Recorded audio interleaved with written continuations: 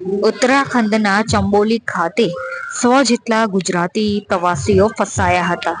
ગુજરાતી પ્રવાસીઓ ચંબોલી ખાતે ફસાતા તેઓએ સુરતના સાંસદ મુકેશ દલાલને વિડીયો કોલ કરીને મદદની માંગણી કરી હતી. સાંસદ મુકેશ દલાલે તાત્કાલિક ઉત્તરાખંડના પોલીસ અધિકારીઓ સાથે ટેલિફોનિક વાતચીત કરી તમામ પ્રવાસીઓને સલામત સ્થળે મોકલવા માટે તેઓને જાણ કરી હતી.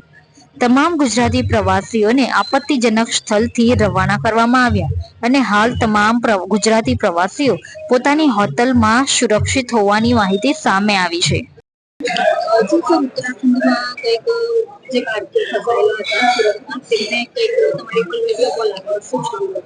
બપોરે એક વિડીયો કોલ આવ્યો હતો અને તેઓની રજૂઆત એવી હતી કે અમે લોકો ઉત્તરાખંડમાં ચંબોલી કે એવા કોઈ સ્થળ ખાતે 100 ગુજરાતીઓ અમે લોકો ફસાયા છે.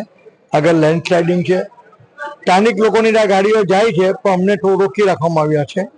ત્યારે મેં ત્યાંના કન્સર્ન પોલીસ અધિકારી જોડે વાત કરી હતી અને રજૂઆત કરી હતી કે ભાઈ તમે સ્થાનિક લોકોને જવા દો છો કે ભલે તમે જવા દો, પણ સાથે સાથે ગુજરાતની પણ એક ગાડીઓ તમે રવાના કરો ત્યાંથી.